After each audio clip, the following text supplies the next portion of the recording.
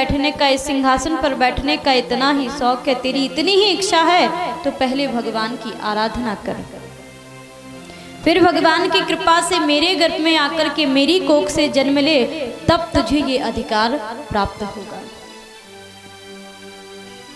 तब तू इस राज सिंहासन पर बैठ पाएगा। सच कहा गया है। श्री रामचरितमानस में तुलसीदास जी लिखते हैं, श्रीमद् वक्र न कीन्ह केहि प्रभुता बधिर न पावै।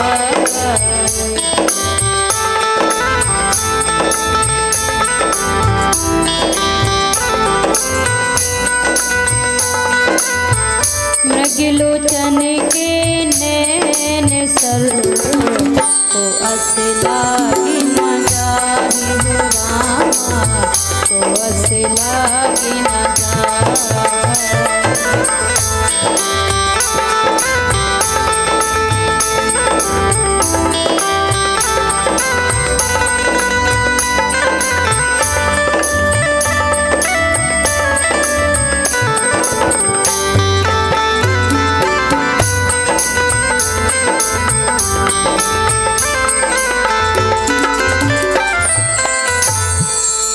श्रीमद् वक्र ना कीन केहि प्रभुता बधिर ना काहि।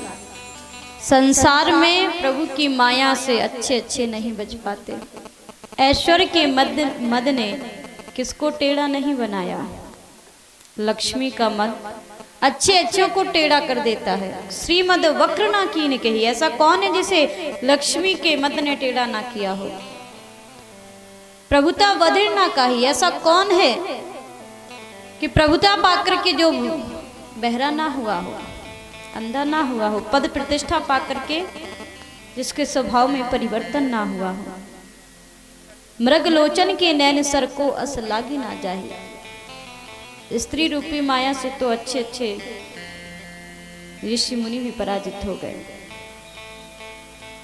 एक महाराज उत्तानपाद हैं जो स्त्री के वशीभूत होकर के नीति और अनीति नहीं देख रहे हैं, अपने बालक के साथ ही अन्याय कर रहे हैं। और एक सुरुचि है जो ऐश्वर्य के मद में अंधी हो चुकी हैं, जिन्हें ये भी नहीं सूझ रहा कि हमें क्या कहना चाहिए और क्या नहीं कहना चाहिए, एक बालक के साथ कैसा व्यवहार करना चाहिए। ऋषि मुनि संत महात्मा वेद पुराण भजन की सलाह देते हैं, इसलिए ताकि जीव इस जीवन और मरण के चक्कर से मुक्त हो जाएं, गर्भ की यातना से मुक्त हो जाएं। लेकिन सुरुचि क्या कहती है कि यदि तुझे इस राज सिंहासन पर बैठने की इच्छा है तो प्रभु की कृपा से तुझे मेरा पुत्र बनना होगा, और मेरा पुत्र बनने के लिए तुझे ईश्वर की आराधना करनी होगी।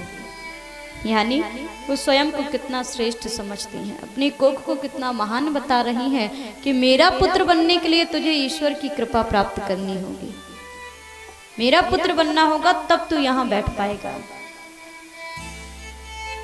ध्रुव की आंखों से आंसू बह रहे हैं,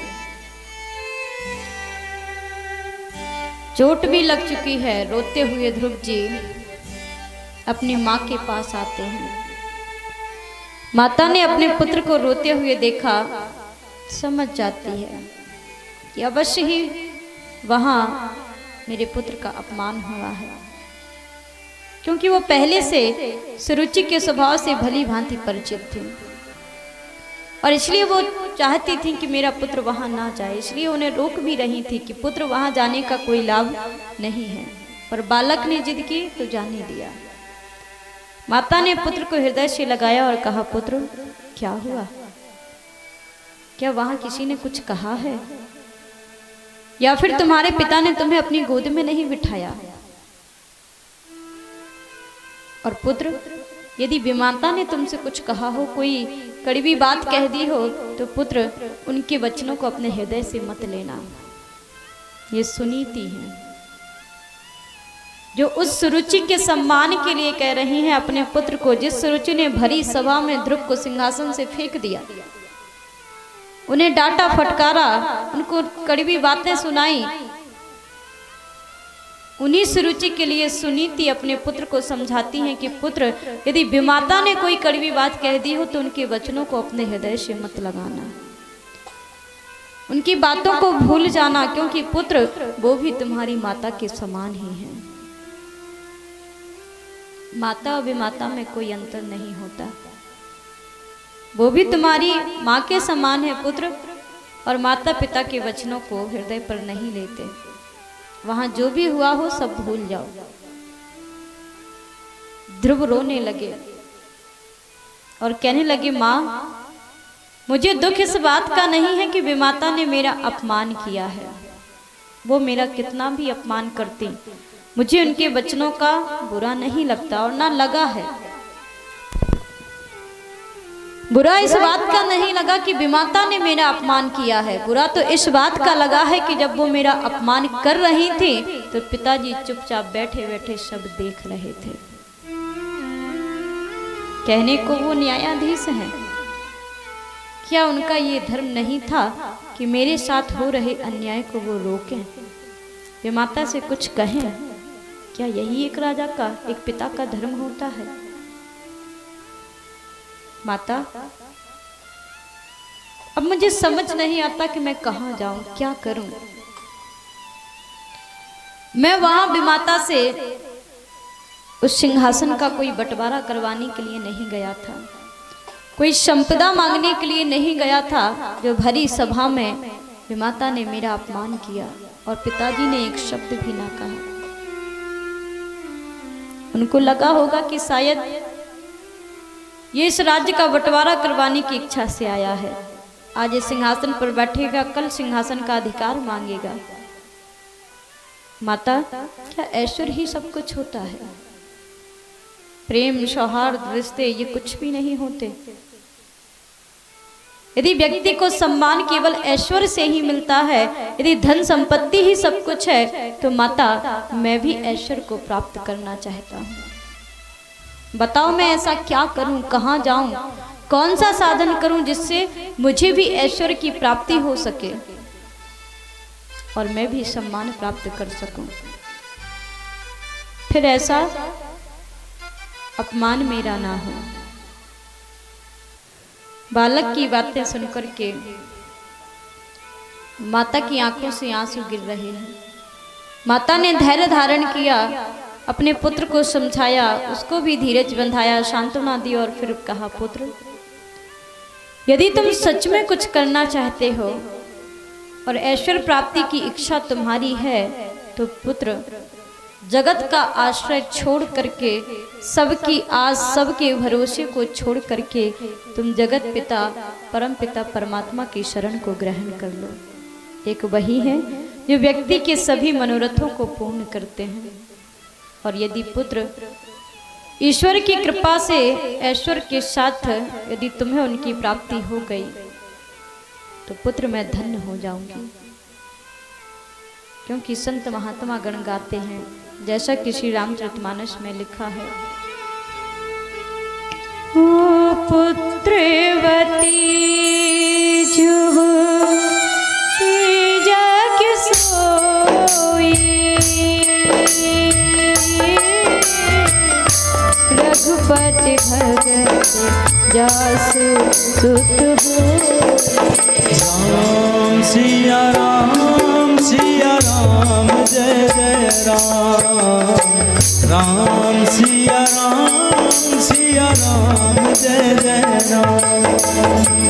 हे पुत्र, पुत्रवती युवती जग सोई। संसार में वही माता पुत्रवती कही जाती है। सही मायने में उसी माँ का जीवन सार्थक समझना चाहिए, उसी का संतान को जन्म देना सार्थक होता है जिसकी संतान श्रेष्ठ कर्म करने वाली हो, सन्मार्ग पर चलने वाली हो, सत्कर्म करने वाली हो, भगवान की भक्त हो। पुत्रवती युवती जग सोई, रघुपति भगत जासु सुत हो। राम सिया राम, सिया राम, जय जय राम। राम सिया राम, सिया राम, जय जय राम। पुत्र यदि तुम सच में पुत्रवती करना चाहते हो, मैं भी धन्य हो जाऊंगी। तुम्हें जन्म देना, मेरा पुत्रवती कहलाना सार्थक हो जाएगा यदि मेरा पुत्र परमात्मा का साक्षात्कार करे, ईश्वर की शरण में जाए। धन्य है माता सुनीति।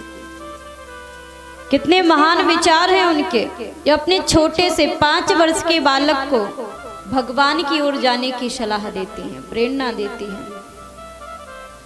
हम आप ऐसा कभी नहीं कर पाएंगे। जिस अवस्था में बालक माता का आंचल नहीं छोड़ते हैं, माताएं अपने बालकों को स्वयं से दूर नहीं कर पाती हैं, उस अवस्था में, उस उम्र में सुनीति अपने बालक को कहती हैं कि पुत्र ईश्वर की शरण ग्रहण करो। ध्रुव जी ने अपनी माता का आशीर्वाद लिया, बड़े बूढ़ों का आशीर्वाद लिया और ये निश्चय किया कि अब जब तक भगवान का दर्शन नहीं होगा तब तक हम लौट कर वापस नहीं आएंगे। एक 5 वर्ष का बालक ऐसा निश्चय करके चला है, दृढ़ प्रतिज्ञा करके चला है। और हम आप, हमारी उम्र 25 की हो जाए, 50 की हो जाए, पूरे 105 की ही क्यों ना हो जाए। यदि भजन की कोई सलाह देता भी है कि अब तो बुढ़ापा आ गया है, अब तो भजन कर लीजिए, कहते अभी क्या जल्दी पड़ी है, कर ही लेंगे। भजन तो बुढ़ापे में करना चाहिए, जब बिल्कुल चारपाई में लग जाए, किसी काम के ना बचे, तब राम राम जपते रहो, तब भगवान का नाम लेते रहो। बुढ़ापे में खुद का शरीर संभलता नहीं है, देह की सेवा हो नहीं पाती, फिर देव की सेवा कैसे होगी। आप बुढ़ापे में सोचो कि हम बद्रीनाथ जाएं, केदारनाथ जाएं, जा सकेंगे? जब पैरों से चल ही नहीं पाएंगे, कमर झुक जाएगी, पैर काम नहीं करेंगे, आंखों से दिखाई नहीं देगा, कानों से सुनाई नहीं देगा, फिर आपका तीर्थ सेवन हो जाएगा, भजन हो जाएगा, सत्संग हो जाएगा? नहीं हो सकता। इसलिए विद्वान जन कहते हैं, काल करे सो आज कर। शुभ कर्म करने में, भजन करने में, धर्म करने में कभी देर नहीं लगानी चाहिए। पर हमारी अज्ञानता है कि हमने कोई धर्म बोल भी रखा हो तब भी उसे टालते हैं, ये हो जाए, वो हो जाए, फिर कर लेंगे। जबकि विद्वानों का मत है, काल करे सो आज कर, आज करे सो अब।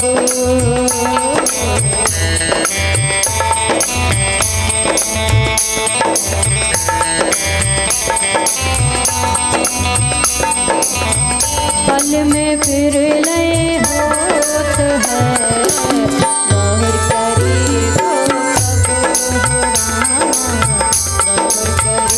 गो कब।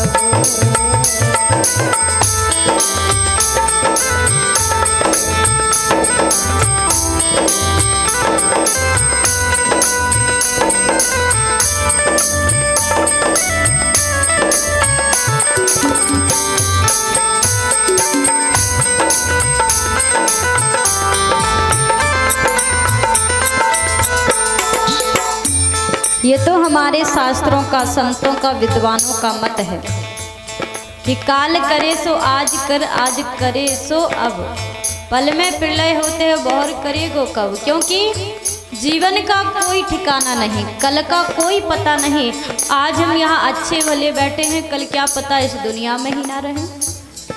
एक बार नहीं, हजारों बार, लाखों बार ऐसी घटनाएं देखने को मिलती हैं कि जिस व्यक्ति से आप कुछ ही क्षण पहले मिले हो, पता चलता है कि अब वो दुनिया में ही नहीं। किसी का रास्ते में एक्सीडेंट हो गया, कोई खेत पर गया, किसी विषैले जीव ने डस लिया, दुनिया को छोड़कर चले गए। कोई आपसी विवाद में, घर में कोई क्लेश हो गया, उसी में दुनिया को छोड़कर चले गए। जीवन का कोई भरोसा नहीं। और हम आप कहते हैं फिर कर लेंगे, बाद में कर लेंगे। बाद में कोई नहीं कर पाता। समुद्र की लहरें जो निरंतर समुद्र में उठती रहती हैं, और आप समुद्र स्नान के लिए जाएं और सोचें कि ये लहरें शांत हो जाएं, फिर हम स्नान कर लेंगे। विचार कीजिए, समुद्र की लहरें कभी शांत हो सकती हैं? कभी नहीं हो सकती।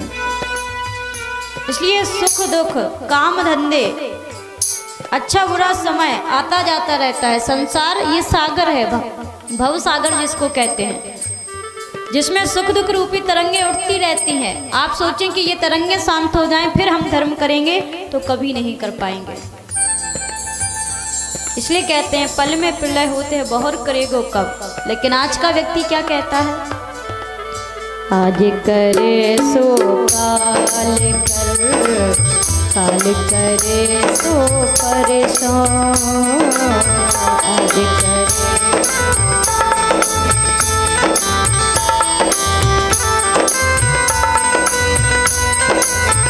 जल्दी जल्दी क्यों करता है, अभी तो जीना बरसों रामा, अभी तो जीना बरसों।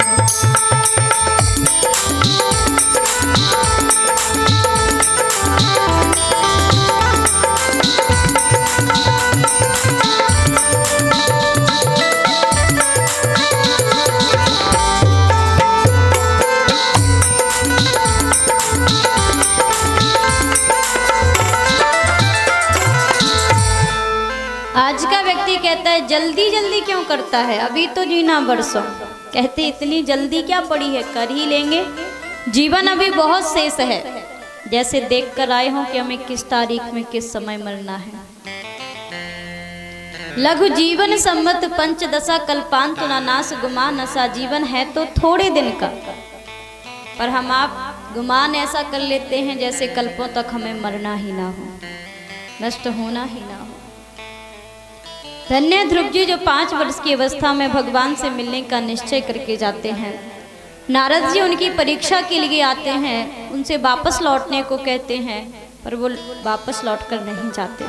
नारद जी ने उन्हें राज्य का लोभ भी दिखाया, धन संपत्ति ऐश्वर्य का लोभ भी दिखाया कि पुत्र तुम जो चाहोगे तुम्हारे पिता से हम तुम्हें तुम्हारे राज्य का, तुम्हारी संपत्ति का वो भाग दिलवा देंगे।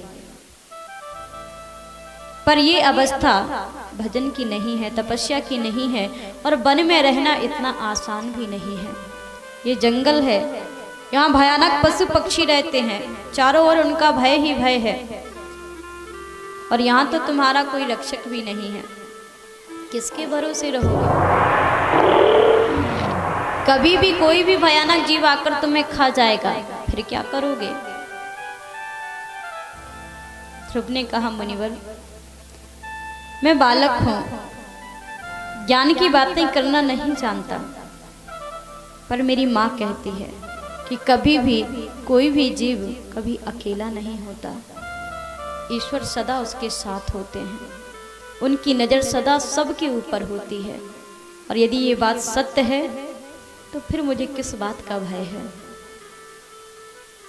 हम भले ही ईश्वर को ना देख सकें, पर वो तो हमें देख रहे हैं, और यदि वो देख रहे हैं तो हमें किसी से भी भयभीत होने की आवश्यकता नहीं है।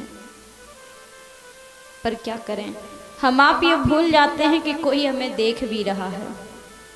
हम आप पाप इसलिए करते हैं, झूठ इसलिए बोलते हैं, चोरी इसलिए करते हैं, कपट इसलिए करते हैं, अधर्म इसलिए करते हैं, क्योंकि ये भूल जाते हैं कि हमें कोई देख रहा है। यदि व्यक्ति को ये याद रहे, स्मरण रहे कि मैं अकेला नहीं हूँ, मेरे कर्म का कोई साक्षी भी है, मुझे कोई देख भी रहा है, तो कभी कोई व्यक्ति पाप करे ही ना। पर ये हमारी अज्ञानता है कि हम सोचते हैं कि हमने जो किया वो किसी ने देखा नहीं, हमने छुपा कर किया। ठीक है, यदि आपने अपने कर्म को किसी को बताया नहीं, किसी को दिखाया नहीं, तो उस कर्म का परिणाम फिर आप क्यों भुगतते हैं? परिणाम में वो कर्म आपके सामने क्यों आता है? उसका दंड आपको क्यों मिलता है? सुख दुख रूप में आपको उसका फल क्यों भुगतना पड़ता है? क्योंकि आपने तो किसी को दिखाकर नहीं किया, बताकर नहीं किया।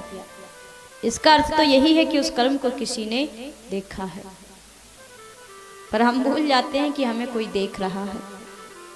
ध्रुव ने कहा मुनिवर यदि ईश्वर सदा सबके साथ हैं तो वो मेरी भी सहायता अवश्य करेंगे, और जब तक उनका साक्षात्कार नहीं होगा मैं लौट कर नहीं जाऊंगा, क्योंकि विमाता के वचनों को मैं भूला नहीं हूं। आज भी वो वचन मेरे हृदय से लगे हुए हैं। नारद जी कहते हैं वाह, है तो ये छोटा सा बालक, पर क्या करें, व्यक्ति का वंशगत जातिगत जो स्वभाव होता है वो आसानी से जाता नहीं है तो एक क्षत्रिय, और क्षत्रियों का ये स्वभाव होता है कि उन्हें यदि कोई बात एक बार लग गई तो आसानी से उसे वो भूलते नहीं हैं। इसकी विमाता ने इससे थोड़े से कड़वे वचन क्या बोल दिए, देखो उन वचनों को अपने हृदय पर लगा करके आज ऐश्वर प्राप्ति की इच्छा से ईश्वर की आराधना करने चला है। धन्य है। नारद जी ने ध्रुव की सब तरह से परीक्षा कर ली, और जब ध्रुव ने ना लौटने का निश्चय किया और नारद जी भी समझ गए कि अब ये बालक लौट कर नहीं जाएगा, तब उन्होंने ध्रुव को गुरु मंत्र दिया। भगवान के 12 अक्षर 12 अक्षर मंत्र का उपदेश किया और कहा, पुत्र तुम इसका जाप करते रहना, इसका जप करने से तुम्हें भगवत प्राप्ति अवश्य होगी। ध्रुव वृंदावन में जाकर के यमुना के तट पर बैठकर एक वट वृक्ष के नीचे निर्जन वन में उसी मंत्र का जाप करते हैं। ये वृंदावन की भूमि पहले से ही तपोभूमि रही है। एक से बढ़कर एक भक्तों ने वहां तप किए हैं, और इसलिए तो बाद में भगवान ने द्वापर के अंत में आकर के वहां अपनी लीलाएं की हैं, क्योंकि भगवान उसी भूमि में आते हैं जो भूमि पुण्य भूमि हो, उसी को पवित्र करते हैं। ध्रुव ने वहां जाकर के जब आराधना की, 6 महीने की तपस्या की और भगवान का दर्शन प्राप्त किया। प्रथम मास अन्न का त्याग करके कैथ के फल बेर आदि खा करके रहे। 3 दिन का उपवास करते हैं, फिर कैथ के फल और बेर आदि खा लेते हैं। दूसरे महीने में उन फलों का भी त्याग कर देते हैं। 6-6 दिन के अंतराल पर सूखे घास फूस तृण पत्ते तिनके आदि खाकर रह जाते हैं।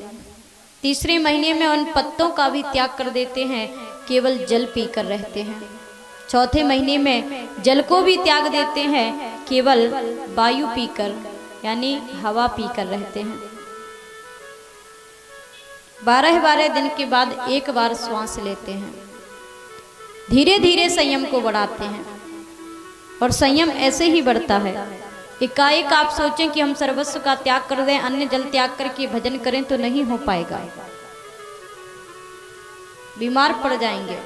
इसलिए धीरे धीरे उन वस्तुओं का त्याग किया जाता है। सहन शक्ति बढ़ाई जाती है कि हमारे शरीर में सहने की क्षमता कितनी है, और जब उसे वो क्षमता प्राप्त हो जाती है तो फिर धीरे धीरे अपना संयम बढ़ाया जाता है। और आज ध्रुव के अंदर वो क्षमता आ चुकी है, वो संयम आ चुका है कि अब वो बिना श्वास लिए एक पैर पर खड़े हो जाते हैं। वायु पीने के भी, हवा को अंदर ले जाने की भी आवश्यकता नहीं पड़ती है, और निश्चल भाव से भगवान के उस महामंत्र का जाप कर रहे हैं, गा रहे हैं। ओम नमो भगवते वासुदेवाय। ओम नमो भगवते वासुदेवाय। ओम नमो भगवते वासुदेवाय। ओम नमो भगवते वासुदेवाय। ओम नमो भगवते वासुदेवाय। ओम नमो भगवते वासुदेवाय। ओम नमो भगवते वासुदेवाय। ओम नमो भगवते वासुदेवाय। ओम नमो भगवते वासुदेवाय। ओम नमो भगवते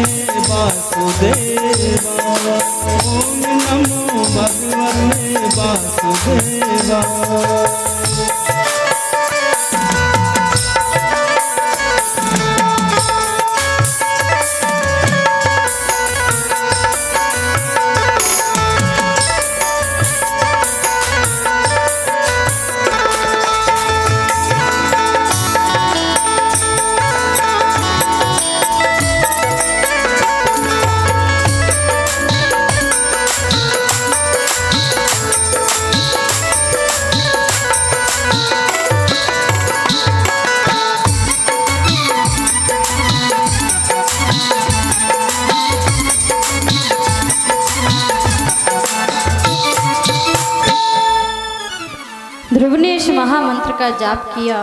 ध्रुव की तपस्या के प्रभाव से संसार के समस्त प्राणियों के प्राण रुक जाते हैं। ध्रुव ने जब श्वास का आवागमन बंद कर दिया, उन्होंने श्वास लेना बंद कर दिया, तो सबकी श्वासें थम गई, सबके प्राण रुक गए। देवता घबरा कर के भगवान की शरण में गए, हे प्रभु अपने भक्त पर कृपा कीजिए, शीघ्र अति शीघ्र उसे दर्शन दीजिए, अन्यथा ये संसार नष्ट हो जाएगा। आपका भक्त तो आपके मंत्र के प्रभाव से, अपनी भक्ति के प्रभाव से बिना श्वास लिए आपके ध्यान में लीन है, परंतु इस संसार का क्या होगा जिसके प्रभाव से सबके प्राण रुक गए हैं, सबकी सांसें थम गई हैं। भगवान कृपा कीजिए। तब भगवान ध्रुव के सामने प्रकट हुए, परंतु ध्रुव भगवान के ध्यान में लीन थे, इसलिए सामने भगवान खड़े हैं, उन्हें इस बात का भी बोध नहीं रहा, होश ही नहीं है। भगवान अपने उस चतुर्भुज झांकी को उनके हृदय में प्रकट करते हैं और हृदय में प्रभु का दर्शन किया। ध्रुव के नेत्र खुल गए। फिर भगवान उनके सामने प्रत्यक्ष रूप में खड़े हो गए। ध्रुव की आंखों से आंसू बह रहे हैं। जगत पिता जगदीश्वर को अपने नेत्रों के सामने देखा, वो छवि, वो रूप जिसकी कहीं कोई तुलना नहीं है, कहीं कोई बराबरी नहीं है। जब उनके जैसा कोई नहीं तो उनसे बढ़कर कोई हो जिसका तो प्रश्न ही नहीं उठता। ध्रुव कुछ भी कहने में असमर्थ हैं। तब भगवान ने अपना शंख उनके गाल से लगाया। ध्रुव के हृदय में दिव्य ज्ञान प्रकट हुआ। भगवान ने उनके सिर पर हाथ रखा, उन्हें आशीर्वाद दिया। ध्रुव ने उनको प्रणाम किया और कहा, प्रभु आपका दर्शन करके मैं धन्य हो गया।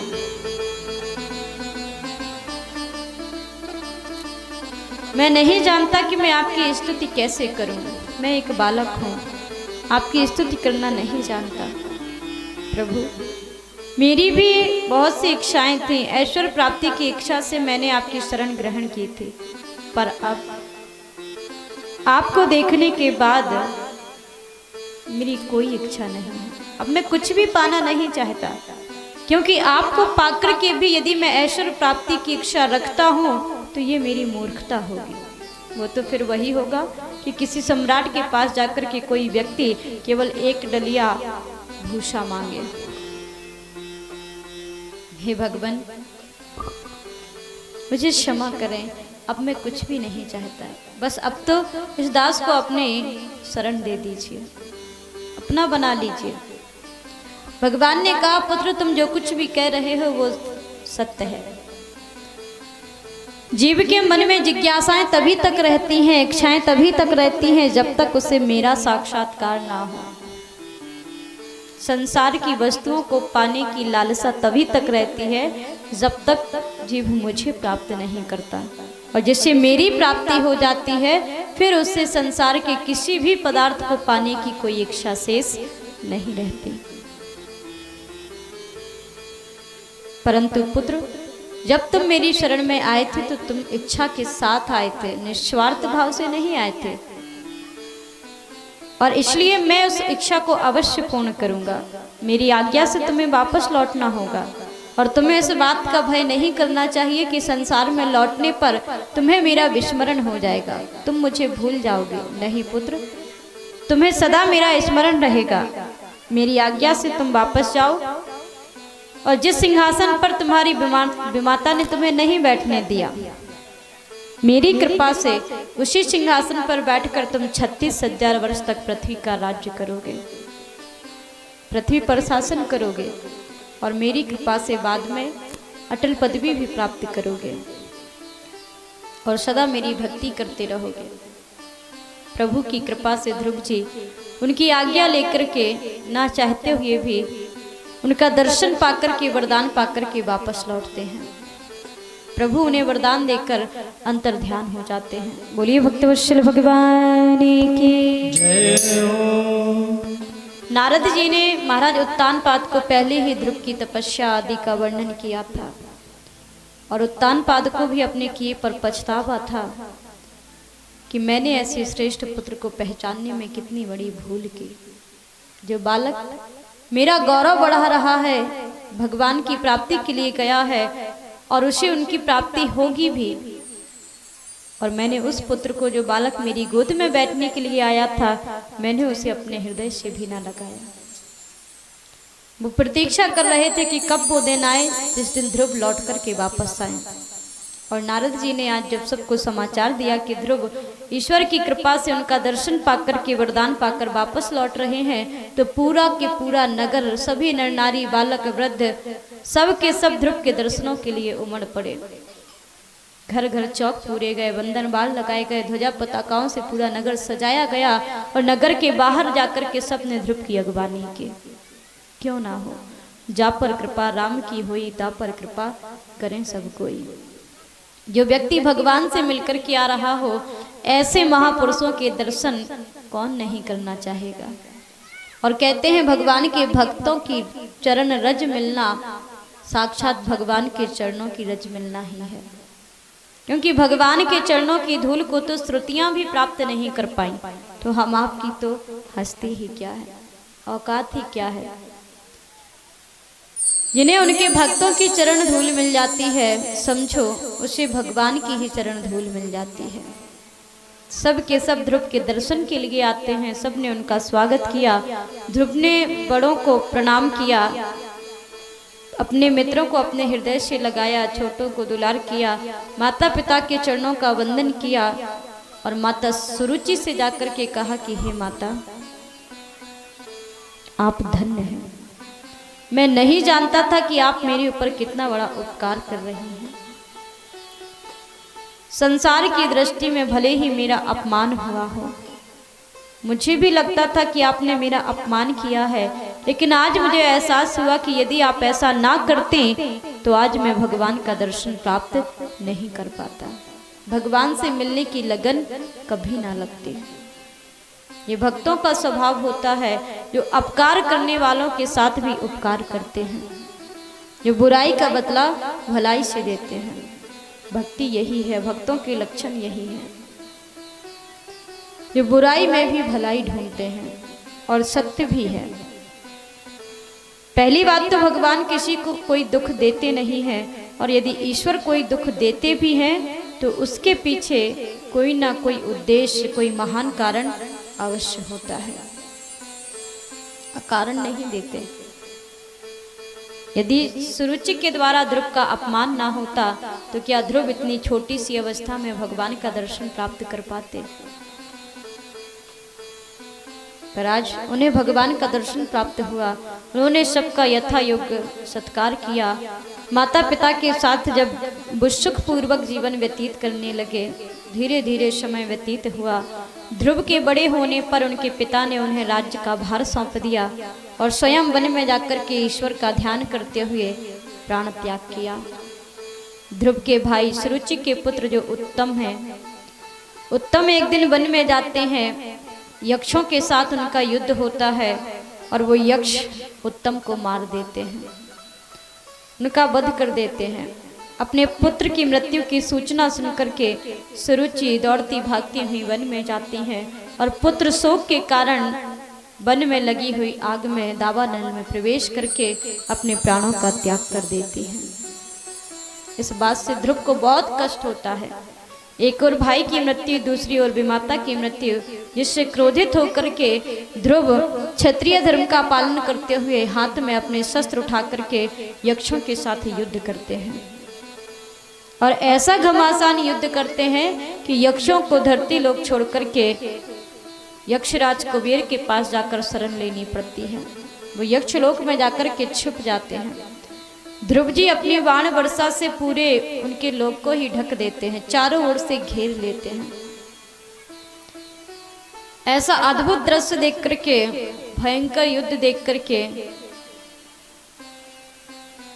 ध्रुव के परपिता महाराज मनु आकर के उन्हें समझाते हैं कि पुत्र, तुम जो कर रहे हो वो उचित नहीं है। तुम भगवान के भक्त हो और भक्त नरसंहार नहीं करते, और ये जीवन मरण यश अपजस हानि लाभ ये सब अपने अपने कर्म और अपने अपने प्रारब्ध से प्राप्त होते हैं। जो जिसका प्रारब्ध था उसके अनुसार सबको उसका फल मिल चुका है। सब अपना अपना परिणाम भुगत चुके हैं। पुत्र, अब तुम व्यर्थ में ही ये नरसंहार मत करो। इससे पहले कि यक्षराज कुबेर हमसे रुष्ट हो जाएं, तुम उनकी स्तुति करके उन्हें प्रसन्न कर लो, क्योंकि वो धन के स्वामी हैं, और यदि वो रुष्ट हो जाएंगे तो तुम श्री से हीन हो जाओगे। और एक राजा श्रीहीन हो तो वो अपनी प्रजा का पालन कैसे करेगा। तब अपने पर पिता की आज्ञा का पालन करते हुए ध्रुव ने यक्षराज कुबेर की स्तुति की। कुबेर ने प्रसन्न होकर ध्रुव से वरदान मांगने को कहा। ध्रुव ने कहा कि बस इतनी सी कृपा कीजिएगा, यही वरदान दीजिए कि मैं सदा भगवान की भक्ति करता रहूं, भगवान को कभी ना भूलूं। कुबेर प्रसन्न हुए, उन्होंने कहा यो मस्तु। कहा पुत्र, उनकी भक्ति तो तुम्हें सहज ही प्राप्त हो चुकी है, परंतु तुम्हारा जो भाव है वो सराहनीय है। कुबेर उन्हें वरदान देकर के अंतर्ध्यान हो जाते हैं। ध्रुव ने 36,000 वर्ष तक पृथ्वी पर शासन किया। इसके बाद जब काल कन्या मृत्यु उन्हें लेने के लिए आती है, तो ध्रुव जिनके धर्म और पुण्य के प्रताप से मृत्यु जिनका स्पर्श तक नहीं कर पाती हैं, ध्रुव को वो शरीर अपने साथ लेकर जाती हैं।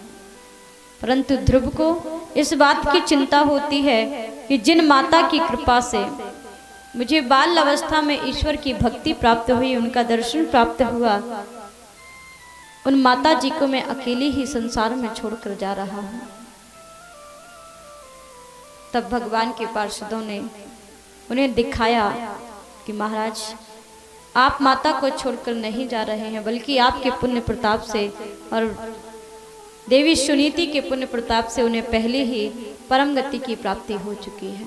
ध्रुव ने देखा कि उनके आगे आगे एक विमान जा रहा है, जिस दिव्य विमान पर उनकी माता सुनीति जा रही है। यह देख करके ध्रुव अत्यंत प्रसन्न होते हैं, और इस प्रकार ध्रुव ने अपने साथ साथ अपने पूरे कुल का उद्धार कर दिया।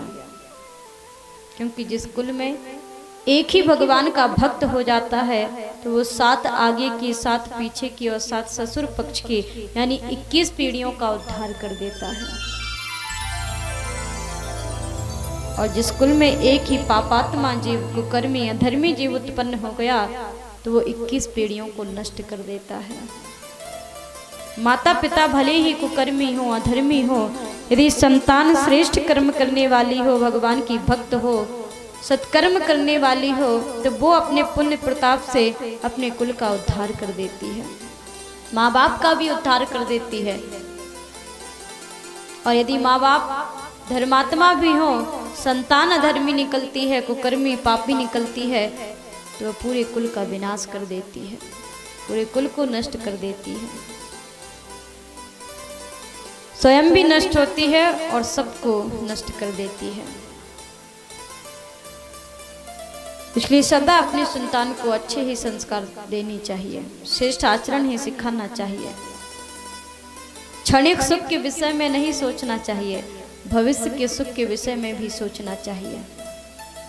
आज ध्रुव के पुण्य प्रताप से ध्रुव की माता को भी परम गति की प्राप्ति होती है, पूरे कुल का उद्धार होता है, और वो स्वयं भी अटल पदवी को प्राप्त करते हैं। आज भी ध्रुव तारा के रूप में चमकते हैं, सप्तऋषिगण उनकी परिक्रमा करते हैं, और ऐसी मान्यता है कि विवाह के अवसर पर जो पति पत्नी विवाह संपन्न होने पर फेरों के बाद ध्रुव तारा का दर्शन करते हैं, ब्रह्म मुहूर्त में सुबह 4 बजे के समय, उनके जीवन में कभी अमंगल नहीं होता। पर आजकल ध्रुव तारा का दर्शन ही बहुत कम हो पाता है, क्योंकि बारात ही रात के 2 बजे पहुंचती है, तो ब्रह्म मुहूर्त में ध्रुव तारा का दर्शन कैसे होगा। विवाह ही समय से संपन्न नहीं हो पाता है। ध्रुव जी अटल पदवी को प्राप्त करते हैं, और केवल भगवान की भक्ति के प्रभाव से, उनके नाम के प्रभाव से, क्योंकि लिखा है ध्रुव शागिलानि जप्यो हरि नाम। ये भगवान का स्वभाव है, उनकी करुणा है, उनकी दया है, कि कोई कैसे भी उनका नाम ले, भाव को भाव अनख आलसहु, नाम जपत मंगल दिस दसहु, जो सदा सबका मंगल करते हैं। चाहे कोई निष्काम भाव से उनका नाम ले या सकाम भाव से नाम ले, वो सबकी कामनाओं को पूर्ण करते हैं। ध्रुव जी भगवान के पास गए थे तो कैसे गए थे? ध्रुव सा गिलानी, गिलानी के साथ गए थे। वे माता के वचनों से आहत होकर के गए थे, लेकिन जब प्रभु की शरण में गए, उनका नाम लिया तो पायो अटल अनुपम ठाऊ, अटल पदवी को प्राप्त कर लिया। ये प्रभु की कृपा है, उनकी करुणा है। जो गिलानी के साथ भी नाम ले, उन पर भी ऐसी कृपा करें। फिर जो निष्काम भाव से, निस्वार्थ भाव से उनका भजन करते हैं, उनके विषय में तो कहना ही क्या है। उन्हें प्रभु कौन सी गति देंगे, ये तो हम आप सोच भी नहीं सकते। बोलिए भक्तवत्सल भगवान की जय। सुखदेव भगवान वर्णन करते हैं कि परीक्षित, ध्रुव जी की 2 पत्नियां थी।